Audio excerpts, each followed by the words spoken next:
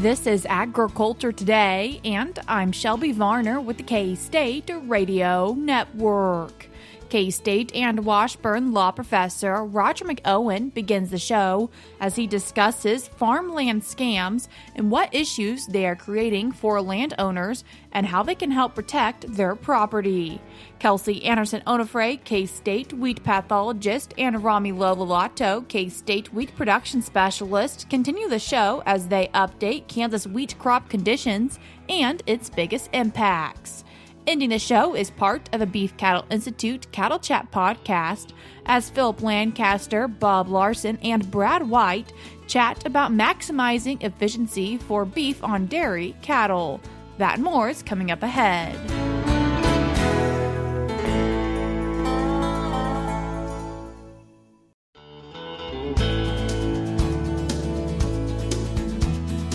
You're tuned in to Agriculture Today, and we start our Wednesday show with K-State and Washburn law professor Roger McEowen. Roger, thanks for joining us today.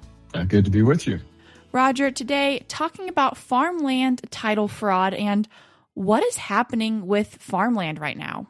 Well, there's probably a pretty developed scam that's going on actually across the country, but particularly in the plain states and in the West, where you've got less population, more remotely located acres and tracts, which often are not occupied by people. And so, what once seemed unimaginable is now occurring with some frequency, an alarming amount of frequency. Scammers are impersonating landowners and trying to sell rural property that they don't own. And in some cases, they're getting dangerously close to succeeding. And what pieces of land are they choosing to run this scam with? Primarily, they're looking for absentee owner farmland or ranch land. So here's the problem. Unlike residential real estate, farmland often has no occupied structure and no daily activity and no owner that's physically present to notice any unusual activity. And also, if the actual owner of the property lives out of state and visits only periodically and conducts business remotely, that's the target property that the scammers look at. So if you've got vacant farmland or hunting property or recreational tracts or pasture ground, and even a mineral producing property such as oil and gas property, those are particularly attractive targets because they're high value, but remain largely unattended. And so the scammers look at public records for absentee landowners, then they make fake identities around that publicly available information. So they can pull legal descriptions and tax mailing addresses and ownership history all off the web, and even family details. The technology is so great that we have access to these days. You can get a lot of information off of your computer.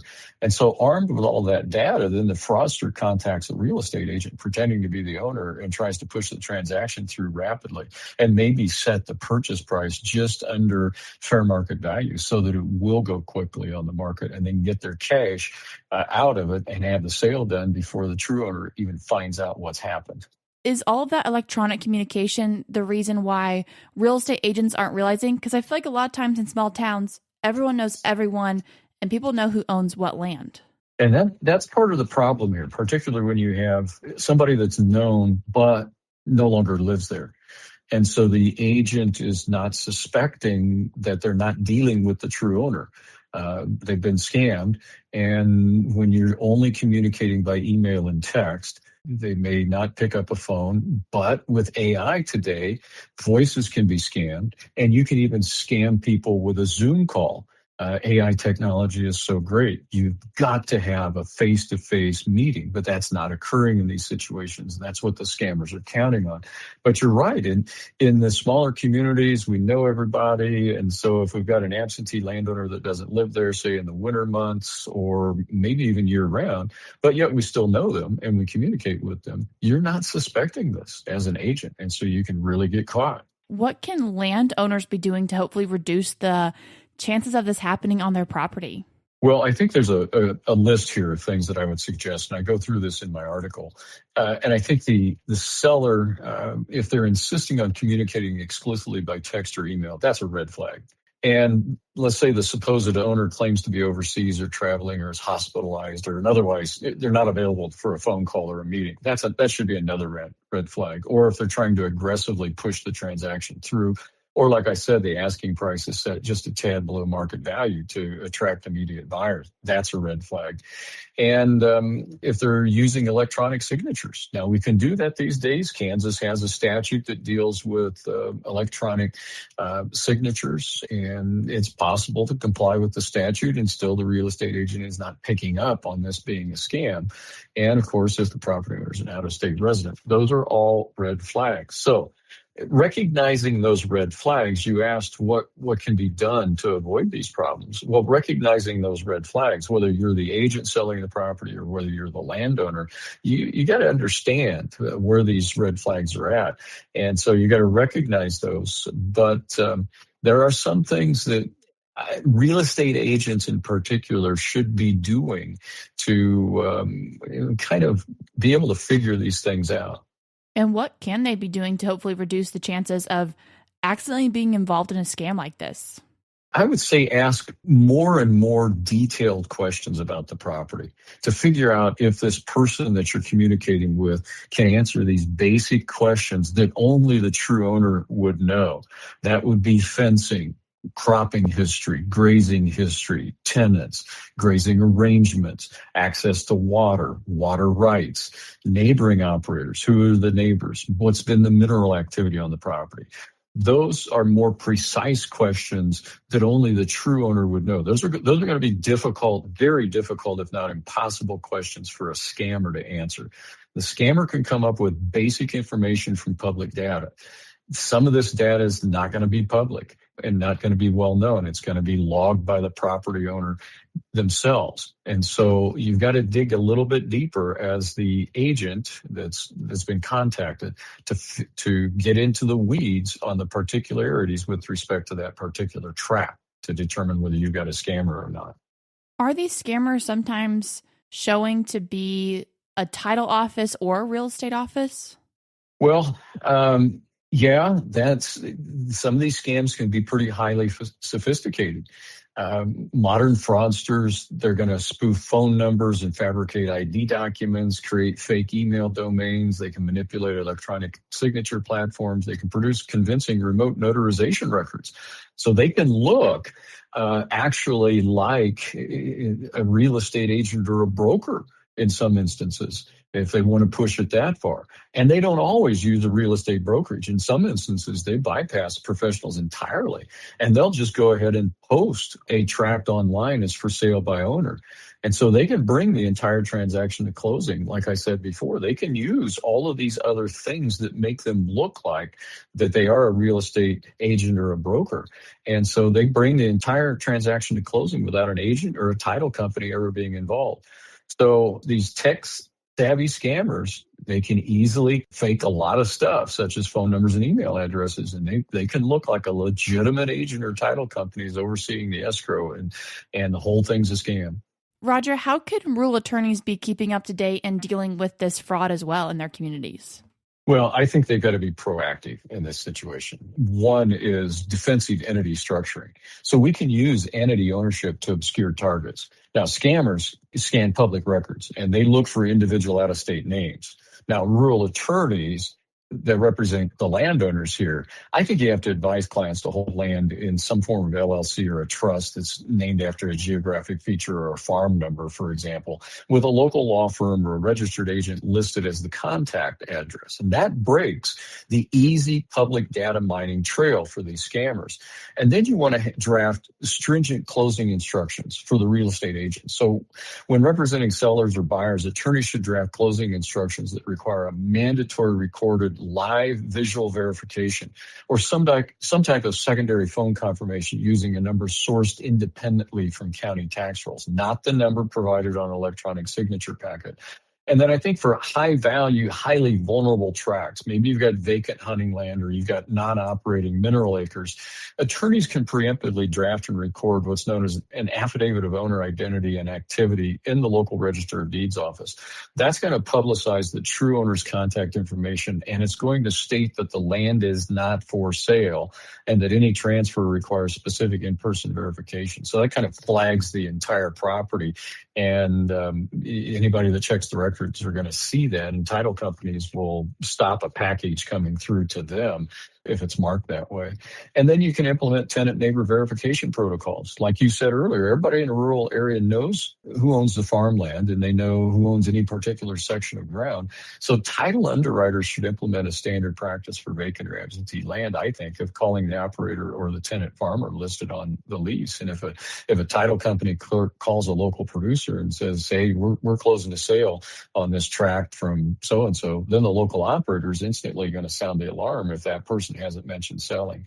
And you can mandate separate wire instruction verification, and you can drive adoption of county property alerts. So have the title companies print out the local register of deeds property fraud alert sign-up sheet that some counties have. Now, I'll tell you, that's going to exist in eastern Kansas. That doesn't exist yet in western Kansas. So there's kind of a technology gap that's out there too. But those would be the main steps that rural attorneys can be, what they can do to be proactive on the matter. For land and landowners that do get caught up in this, unfortunately, if they do get it stopped, do they just get their land back, or do they have to go through a bunch of paperwork and legal happenings?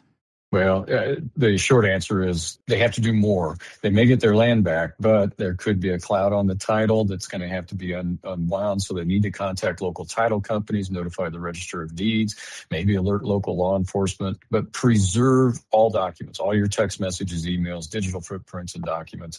But make sure you get an attorney on it right away. Roger, I appreciate you taking the time to join us today. Thanks for having me, Shelby. That was K-State and Washburn law professor Roger McEowen. I will link his blog article on this topic in today's show notes on agtoday.net. We're cutting to a short break now, but we'll be right back.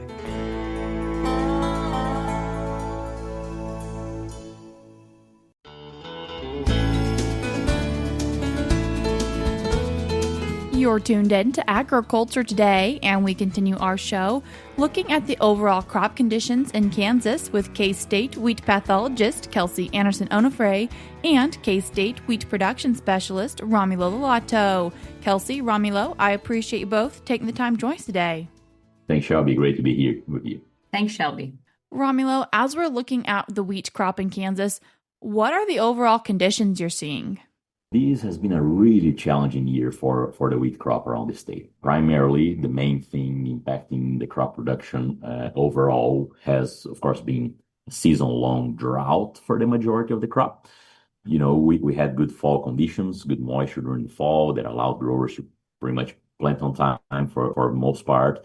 And truly, by January and even February, I think the crop was in pretty decent shape. However, when temperatures start to warm up, and there was no precipitation there, absolutely drought has been the major yield limiting factor across the state, to the extent that we're going to have a lot of abandoned area between the drought primarily, but also quite a bit of freeze damage, right? So we had conditions there mid-March and then mid-April again, and in parts of the state early May. The temperatures fell below thresholds, which the crop can sustain damage, and we're seeing damage across the state. So from that early March freeze, we lost some of those primary tillers in central Kansas, and go to the northwest part of the state. There was more of a defoliation type of effect.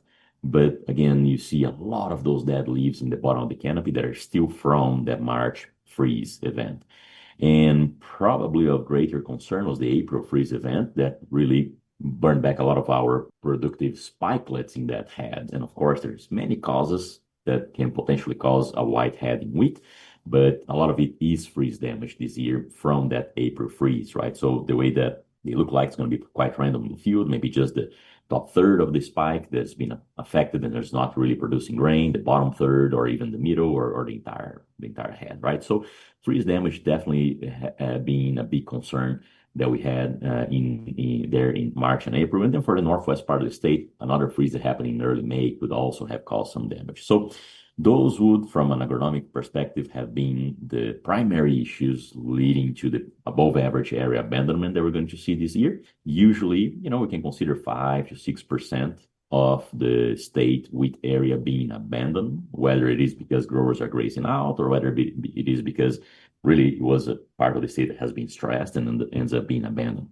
And this year, we are at a minimum talking about probably 15 to 20% area abandonment or more. Now, more recently here, we have been getting a few rain showers. But one condition that the Kansas crop had been going through this year was a sped up development, right? So we had above average temperatures pretty much throughout the season, except for early May. And those conditions really sped up the development of the crop. So the crop was further ahead in development than usual. So a lot of that rain is not going to benefit parts of the state, right? And by parts of the state, I mean probably the majority of South Central Kansas, right? Where probably go from, McPherson and south and west all the way to Barber County.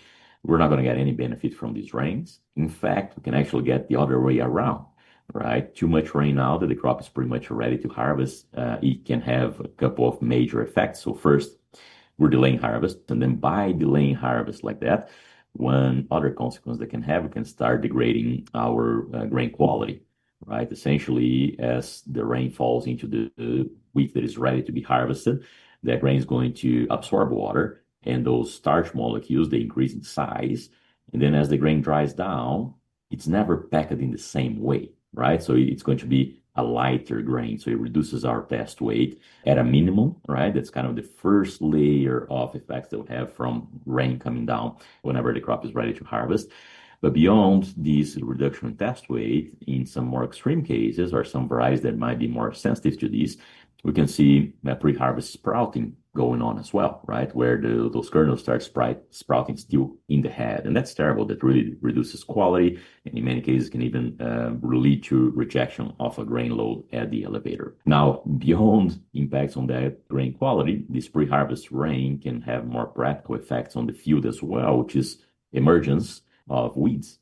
We have a relatively thin wheat crop because we simply don't have as much growth this season from being drought stressed. And so there's a lot of space there for weeds to capture that sunlight, and now they have moisture and temperature and really grow. And then this can get on the way of harvest as well, potentially increase costs of that wheat crop by herbicide requiring pre-harvest herbicide applications, right? And then eventually reduce the quality of that wheat being harvested as well, just from an impurity perspective, right? You're harvesting a lot of wheat biomass there. Kelsey, Romulo mentioned drought, freeze damage, and now maybe too much rain. But from your perspective, any diseases or other concerns you're seeing right now? I'll start with what Romulo just ended off with, some of the things we're going to look for now as we get close to harvest, especially in those fields that Romulo mentioned that got some moisture, some rain just pre-harvest, right, when they're already mature. In addition to what Romulo mentioned, we can also see a couple of what we'd call diseases or maybe late season stresses on those fields, including black point. So if you have a field that's fully matured and then you have some rain, you can get a little bit of fungal growth on the kernel, and that can cause a black tip to your kernel. Usually that doesn't have any impact on germination. It can have, slight kind of quality or purity implications there. But that's something called black point, and that's very typical if we get these kind of pre-harvest rainfalls, and we will start to get a number of questions about that. The other thing that can happen is we can get sooty molds on just the outside of the chaff, and these are again just fungi that use that moisture at the end of the season to cause some black moldy growth on the outside of the head. That's usually just cosmetic or superficial, but we do see that a lot when we get these rains pre-harvest, and they can kind of go hand in hand with that black point, with that kind of black kernel development in our grain, right? So those are a couple things that we should watch out for, especially here as we're kicking off harvest through parts of Kansas that have gotten moisture. Maybe the other thing I'll touch on that Romulo mentioned were whiteheads in wheat, right? So we are seeing a good amount of whiteheads. And like Romulo mentioned, that can be freeze damage. It can be a number of things like hail damage, but it can also be disease issues, right? So we are seeing a good amount of what we call dryland foot rot or fusarium foot rot throughout the state. It's called dryland foot rot because we see it more in these springs where we have early drought conditions, right? So we have early drought conditions followed by a little bit of moisture.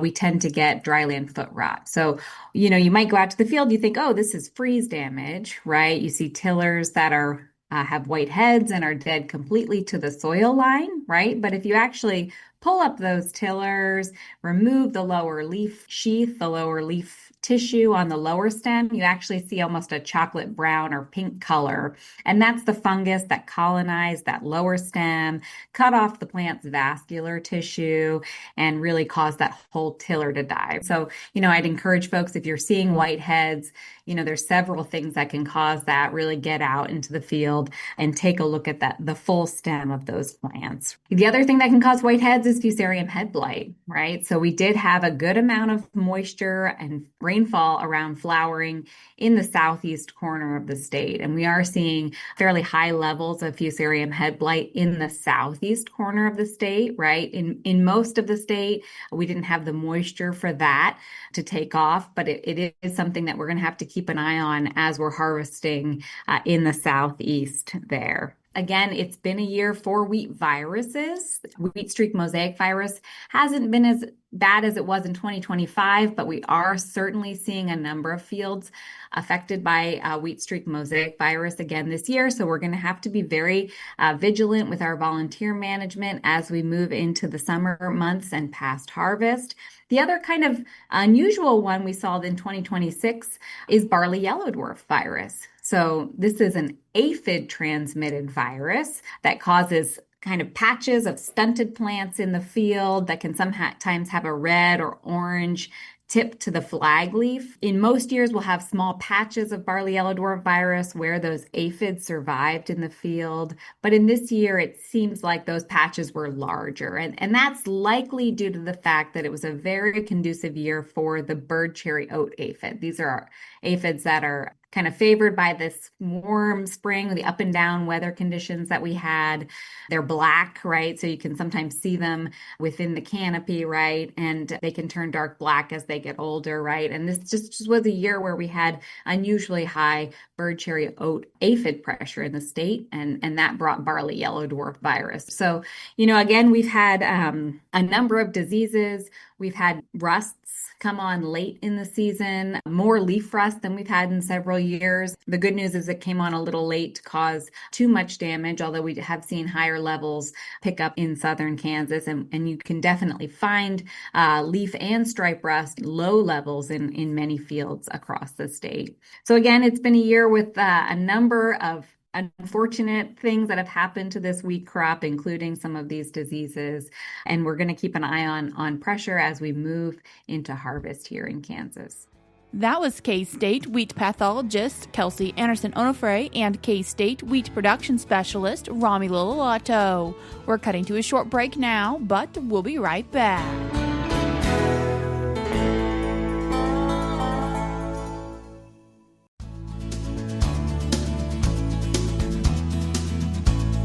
You're tuned in to Agriculture Today, and we conclude our Wednesday show with part of the Beef Cattle Institute's Cattle Chat podcast with Phillip Lancaster, Bob Larson, and Brad White. We've seen an increase in the beef dairy cross calves, right?